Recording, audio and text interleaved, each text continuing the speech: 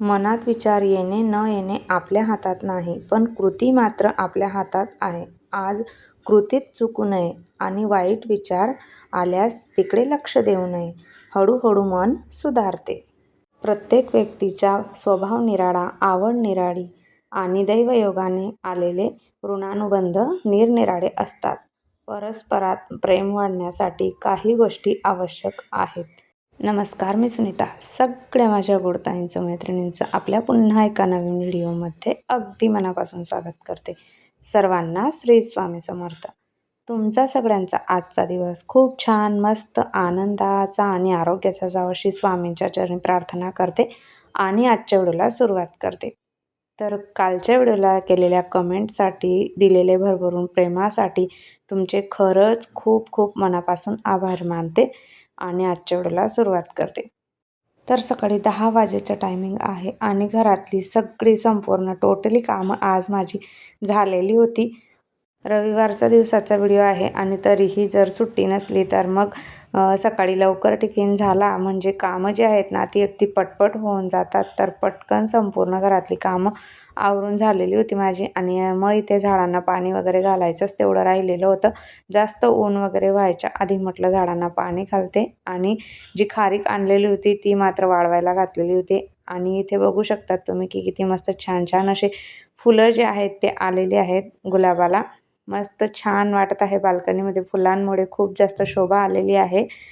ज्यावेळेस आपण एखादं झाड लावतो आणि त्याला जर फुलं वगैरे नाही आली तर मग मन थोडं आपलं नाराज होतं आणि जेव्हा अशा पद्धतीने आपल्या झाडांना फुलं येतात, छान वाटतात झाडं, त्यावेळेस मात्र आपल्याला वाटतं की अरे, आपण जे काही करत आहोत ना त्याचं फळ जे आहे ते आपल्याला भेटत आहे, म्हणजे फायदा आहे काहीतरी, असं आपल्याला त्यावेळेस वाटत असतं. तर छान फुलं आलेली होती आणि मग हे जे कासव आहे आणि बांबूचं जे ट्री आहे ना तेही वेळच्या वेळी धुवून घ्यावे लागते, त्याच्या खालची प्लेट वगैरे. आणि मी ते सध्या आता बाल्कनीमध्येच ठेवत आहे कारण घरात असल्यामुळे त्याची वाढ एवढी व्यवस्थित होत नव्हती, कारण ऊन वगैरे थोडंफार लागतं ना तिकडे बाल्कनीत, त्यामुळे त्यालाही बाल्कनीतच ठेवते. तर आपली काचेची जी असतात ना काही शोपीस म्हणा किंवा काही, किंवा आपल्या अशा पद्धतीने कासव वगैरे असलं तर त्याच्यातलं पाणी रोजच्या रोज चेंज केलेलं चांगलं असतं. कारण बऱ्याच वेळेला काय होतं, त्याच्यातलं पाणी पूर्ण कोरडं होईपर्यंत आपण त्याच्याकडे 2-3 दिवस जर नाहीच बघितलं तर मग शेवटी ती खालची प्लेट जी आहे ना ती खराब होऊन जाते. बोरिंगच्या पाण्यामुळे ते जास्तच खराब होते, पण आमच्या इथे बोरिंगचं नाही आहे, पिण्याचंच आहे. तरीही पाण्याचे क्षार असल्यामुळे ती जरा खराब होते, म्हणजे भुरसट अशी होऊन जाते क्षारमुळे. तर वेळच्या वेळी त्याच्यातलं पाणी वगैरे चेंज करून घेतल्यावर मग ते तसंच राहतं किंवा चांगली राहते. आणि जास्तच जर खराब झालेली असली आणि स्वच्छ करायची असली ना तर थोडंसं हार्पिक वगैरे टाकून धुतली ना अगदी पटकन स्वच्छ होऊन जाते. पण मी तर रोजच्या रोज त्याच्यातलं पाणी जे आहे ते बदलवून कासवाची पूजाही करून घेत असते, त्याच्यामुळे माझी प्लेट जी आहे ती काही खराब होत नाही, तशीच्या तशी राहते. पण एखाद्या वेळेस आपण कुठे आलो गेलो त्यावेळेस जर खराब झाली तर मग थोडंसं हार्पिक टाकून अगदी पटकन स्वच्छ करता येते.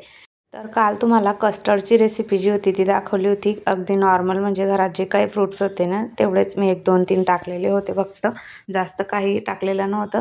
जे असेल, जेवढं असेल त्याच्यामध्ये करण्याचा प्रयत्न जो आहे तो माझा चालू असतो. एवढं काही नाही, फक्त मुलांना आवडतं त्या हिशोबाने मग मी जे अवेलेबल असतं तर त्यावेळेस मी ते त्यांना बनवून देत असते. अगदी त्यांची जर इच्छा असली की हे बनव सांगितल्यानंतर मग तेवढं हे न करता मग मी त्यांना बनवून देत असते. त्याच्यामुळे कस्टर्ड टाकलेलं होतं. बऱ्याच ताईंना रेसिपी आवडली आणि एखाद्या वेळेस डिटेलमध्ये व्यवस्थित सांग असं ताईने सांगितलेलं होतं, मधुताईने. तर परत एकदा ज्यावेळेस बनवेल ना तेव्हा नक्कीच तुमच्यासोबत अजून एकदा शेअर करेलच कस्टर्डची रेसिपी. आणि भाकरी इथे बनवून झालेली होती म्हणजे ज्वारीची, आणि भरलेली वांग्याची भाजी मी बनवलेली होती. मस्त छान शेंगदाण्याचं कूट वगैरे, कांदा, लसूण वगैरे घालून भरलेले वांगे बनवलेले होते. आणि दुपारच्या वेळेस मग सिद्धी आणि वेदून त्यांचा हट्ट होता की आज ना, म्हणजे ते मला 2-3 दिवस झाले सांगतच होत्या की आम्हाला ना बनाना केक बनवून दे असं. तर तो मला इथं त्यांना बनवून द्यायचा, तर मी 2-3 दिवस झाले टाळत होती. पण मग शेवटी विचार केला की म्हटलं चला जाऊ दे, आता आहेच केळी घरामध्ये तर बनवूया. तर आपण ज्यावेळेस केक बनवतो त्यावेळेस ह्या पद्धतीनेच पिकलेली केळी पाहिजे, म्हणजे पूर्णपणे पिकलेली जी केळी असते ना, तीच ह्या बनाना केकसाठी घ्यायची असते. त्यावेळेस जो केक आहे ना, तो खूप छान होतो. अशा पद्धतीने चांगली पिकलेली केळी घेतली तर. तर केळी छान पिकलेली होती आणि आमच्या इथं तर केळी ह्या दोघी अजिबात केळी खात नाही आणि थंड वातावरण असल्यामुळे केळी खाल्ल्यानंतर लगेच सर्दी होते. म्हणून जास्त करून मी आणत नाही. पण उपवास असल्यामुळे मग ते आणावीच लागते अधूनमधून. आता आठवड्यातून एकदा. तर त्यातली एवढी केळी शिल्लक होती. तर मग मी साल काढून घेतल्यानंतर अशा पद्धतीने त्याला कट करून घेत आहे. केळी जर मध्ये जास्त पिकलेली किंवा खराब वाटली तेवढा भाग काढून टाकायचा आणि अशा पद्धतीने मग बारीक कट करून घेतलेली आहे. नंतर फोकच्या साहाय्याने मी याला व्यवस्थित असं स्मॅश करून घेणार आहे. आणि जर फोकने आपल्याला स्मॅश करायचं नसेल तर मिक्सरमध्येही आपण बारीक फिरवून घेऊ शकतो. पण ज्यावेळेस अशा पद्धतीने थोडाफार जाडसर भाग केकमध्ये राहिला ना, तर चवीला छान लागतं. त्यामुळे मग मी फोकनेच अशा पद्धतीने सगळं व्यवस्थित असं स्मॅश करून घेणार आहे.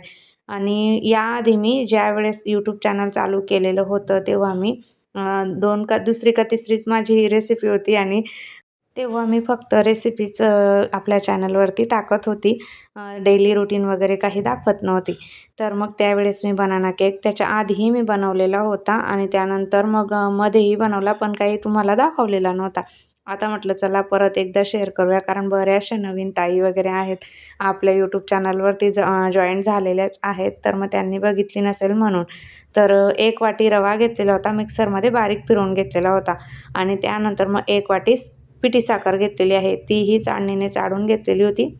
आणि अर्धी वाटी गव्हाचे पीठ घातलेले आहे. सगळं व्यवस्थित चाळणीने चाळून याच्यामध्ये आता अशा पद्धतीने व्यवस्थित असं मिक्स करून घेणार आहे, जेणेकरून सगळं मिश्रण छान व्यवस्थित असं मिक्स होईल असं.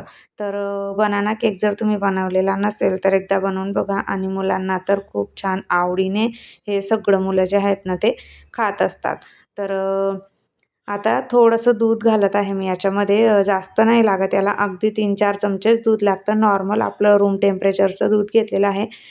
केक म्हटला म्हणजे लहान मुलांचा अगदी आवडीचा पदार्थ आणि त्यातल्या त्यात तो म्हणजे घरी बनवलेला असेल तर मग छानच. कारण ताजा-ताजा घरी बनवलेला कुठलाही पदार्थ हा चांगलाच असतो. आपण बाहेरून आणून मुलांना देतो. कधी बनवलेलं, काय बनवलेलं आपल्याला काहीच माहिती नसतं. पण शेवटी बर्थडे वगैरे असले, आता सेलिब्रेशन सगळे करतातच. त्यामुळे एखाद्या वेळेस आणलं तर ठीक आहे. पण बरेच जण ना बऱ्याच वेळेला छोटे-छोटे कपकेक वगैरे आपण बाहेरून आणून मुलांना देतो, पण ते कधीचे ना काय बनवलेले असतात. तर एखाद्या वेळेस जास्त काही नाही, घरातली अगदी नॉर्मल घरातल्या साहित्यापासूनच केक तयार होतो.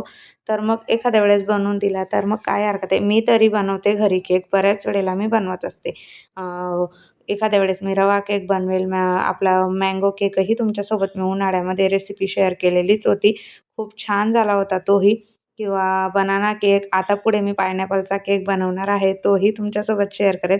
अधूनमधून मुलांना जर घरी बनवून दिलं तर मग छान फ्रेशही राहतं किंवा आवडीने खातातही मुलं किंवा बाहेरून आणून देण्यापेक्षा घरी बनवलेलं तरी चांगलं असतं असं मला तरी वाटतं. आणि बऱ्याच वेळेला मग मी अशाच पद्धतीने करत असते. अगदी घरगुती साहित्यापासून तयार होऊन जातं. हे सगळं करत-करत मात्र ज्यावेळेस आपण करायला घेतो ना, तेव्हा मुलं मात्र आपला काही पिछा सोडत नाही. जोपर्यंत तो पदार्थ रेडी होत नाही, तोपर्यंत ते आपल्या अवतीभोवती फिरणं त्यांचं चालूच असतं. कढई मी इथे तापवायला ठेवलेली होती. तयार केलेल्या मिश्रणामध्ये अर्धा चमचा मीठ, अर्धा चमचा बेकिंग सोडा, अर्धा चमचा बेकिंग पावडर घातलेला आहे. छान सगळं व्यवस्थित असं मिक्स करून घेणार आहे आणि कढई मी 10 मिनिटं प्रीहीट करण्यासाठी गॅसवरती ठेवून दिलेली आहे, फुल गॅसवरती. मिश्रणामध्ये सगळं घातल्यानंतर मी हे व्हॅनिला एसेन्स घातलेलं आहे फ्लेवरसाठी. ते नसेल तर मग वेलची पावडर घातली ना तरी पण चालते. मी मागच्या वेळेस वेलची पावडरच घातलेली होती, पण इसेन्स मी आणून ठेवलेलं आहे व्हॅनिलाचं. कारण बऱ्याच वेळेला आपण घरात बनवतो तर मग पाहिजे म्हटलं, म्हणून मग मी ते डीमार्टमध्येच अगदी अवेलेबल होऊन जातं, तर तिथून मी आणून ठेवलेलं आहे. काही बनवले पदार्थ तर त्याच्यात टाकण्यासाठी. आता डब्याला मी तेल लावून घेतलेलं होतं खाली आणि त्याच्यावरती बटर पेपर घातलेला आहे. बटर पेपर घातला तर तेल नाही लावलं तरी पण चालतं. पण माझ्याकडे हा नॉर्मल आपला कुकरचा डब्बा आहे. याचं टिन नाही आहे केकचं, म्हणून मग मी खाली तेलही लावून घेतलेलं होतं. सगळं मिश्रण आता डब्यामध्ये काढून घेतलेलं आहे आणि वरून मस्त छान असं गार्निशिंगसाठी ड्रायफ्रुट्स टाकत आहे. बदामाचे तुकडे आहेत आणि काजू घातलेले आहेत आणि वरून आता टुटी फ्रुटीही घालणार आहे. ज्यामुळे दिसण्याला केक अगदी छान दिसतो. वरून थोडीफार सजावट वगैरे जर केलेली असली तर. आणि सगळं घातल्यानंतर 2-3 वेळा जो आपला केकचा डबा आहे ना तो टॅप करून घ्यायचा, म्हणजे खाली एअर वगैरे राहत नाही मग डब्यामध्ये जर व्यवस्थित टॅप वगैरे करून घेतलं तर. तोपर्यंत आपली कढई जी होती ती छान तापलेलीच होती आणि थोडं मीठ घातलेलं आहे मी याच्यामध्ये खाली आणि मग त्याच्यात केकचा जो डब्बा आहे तो ठेवून दिलेला आहे आणि झाकण ठेवून त्याच्यावरती थोडंफार वजन ठेवून द्यायचं, म्हणजे जेणेकरून आतली जी हीट आहे ती बाहेर निघणार नाही. अशा पद्धतीने व्यवस्थित छान झाकून द्यायचं.